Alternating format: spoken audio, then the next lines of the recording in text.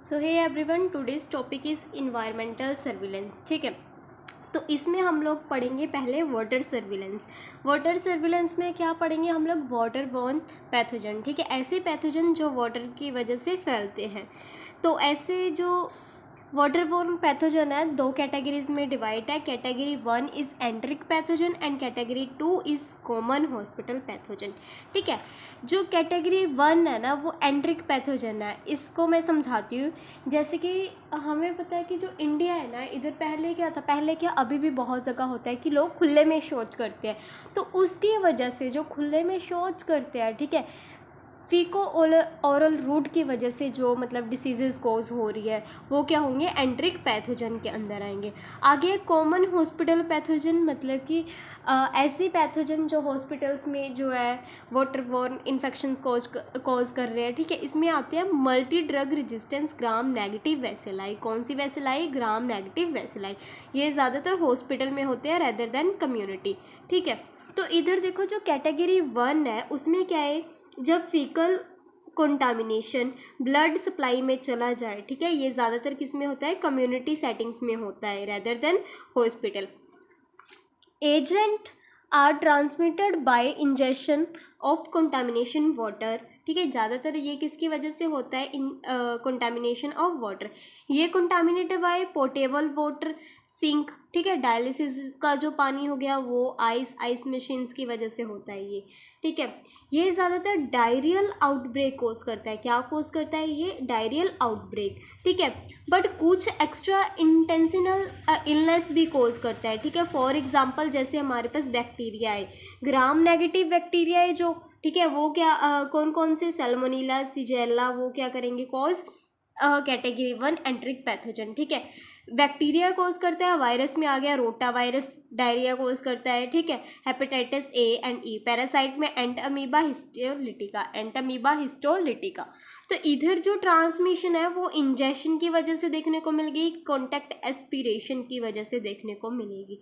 ठीक है, जो कैटेगरी 2 है कॉमन हॉस्पिटल पैथोजन है, ये हम लोग एंडोटॉक्सिन टेस्ट से भी डिटरमाइन कर सकते हैं।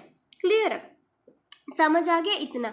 आगे test of drinking water contaminated. देखो, अगर हमने चेक करना है कि वो वाला जो हम पानी पी रहे हैं, ठीक है, जो पानी हम पी रहे हैं क्या वो कंटामिनेटेड है या नहीं है, तो उसके लिए हम लोग यूज़ करेंगे indicator.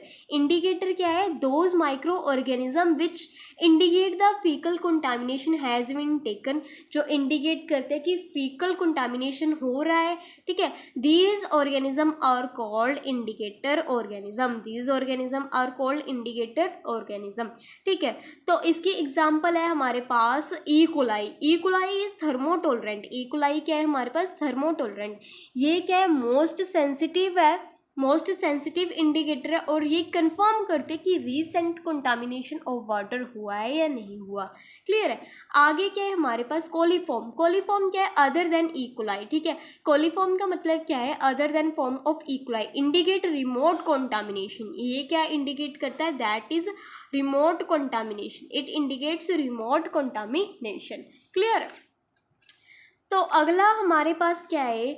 Collection and transport of water sample. देखो, अगर हमने चेक करना है कि पानी में कंटामिनेशन है या नहीं है, ठीक है, अगर हमने चेक करना है कि पानी कंटामिनेटेड है या नहीं है, तो उसके स्टेप में फर्स्ट क्या आएगा? वॉल्यूम। पहले हम लोग लेंगे 150 से 200 लीटर पानी। ठीक है, आगे न्यूट्रलाइज करना है। उस पानी में हम लोग डालेंगे सोडियम थायोसल्फेट, ताकि जो पानी हमने लिया है उसमें जो भी बैक्टीरिया है उसको न्यूट्रलाइज कर दे। उसके बाद सैम्पलिंग पॉइंट की पानी हमने कलेक्ट कहाँ कहाँ से करना है? जैसे कोई टैब होगी, ओशन हो गया, सी हो गया, वहाँ से हमने पानी को क्या कर लिया? कलेक्ट कर लिया। सैम्पलिंग मेथड, अब तुमने पानी लेना है टैब से, तो तुम कैसे लोगे? जैसे मैंने ये स्ट्रक्चर बना रखा है टैब, ठीक है, तो यहाँ पे कॉटन स्वैप लगाएंगे और उसके चारों ओर क्या ऐसे, जैसे टैप है, सपोज करो ये मेरा हाथ है, टैप है, ठीक है, इधर से हमने कॉटन स्वैप लगाएंगे और इसके चारों ओर से ऐसे अच्छे से साफ कर देंगे। ठीक है, that is sampling method from tap. Clear है? तो ये था हमारे पास वाटर सर्विलेंस। ठीक है, समझ आ गया वाटर सर्विलेंस। और आगे दो मेथड और है डिटेक्शन ऑफ वेट वाटर के लिए, जैसे कि मल्टीपल ट्यूब मेथड। क्या है? Multiple tube method. ये 3 स्टेज में होता है। कौन कौन सी? Presumptive stage, confirmed stage, completed test used for bacteriological examination of a water, used for bacteriological examination of water. Clear है. आगे हमारे पास है मेम्ब्रेन फिल्ट्रेशन मेथड, जिसमें हम लोग क्या करते हैं, सेलुलोज मेम्ब्रेन का यूज़ करते हैं for filtration of water. Clear है. तो ये था हमारा टॉपिक. और आगे हम लोग पढ़ेंगे air surveillance, that is air surveillance. ठीक है. एयर सर्विलेंस में क्या होगा कि हम लोग चेक करेंगे कि एयर में पैथोजन प्रेजेंट है या नहीं है. तो इसमें दो मेथड है, that is passive monitoring, that is passive monitoring and active sampling, that is active sampling. ठीक है. पैसिव मॉनिटरिंग में क्या आता है, इसमें standard petri dishes contaminated culture, जैसे एक कल्चर है, ठीक है, पेट्री डिश है, इसमें हम लोग ब्लड अगार रखेंगे और उसको इंक्यूबेट करेंगे 37 डिग्री सेल्सियस पर कितने टाइम तक, 24 आवर्स तक. ठीक है. क्या है पैसिव मॉनिटरिंग में, कुछ नहीं है कि ब्लड अगार पे हम लोग क्या करेंगे, कल्चर मीडिया जो ब्लड अगारा उसको लेंगे, उसको इंक्यूबेट करेंगे 37 डिग्री सेल्सियस कितने टाइम के लिए, 24 आवर्स के लिए. आ गया 111 मेथड. जैसे सपोज करो 111 मेथड में क्या है, ये एक ओटी रूम है. ठीक है.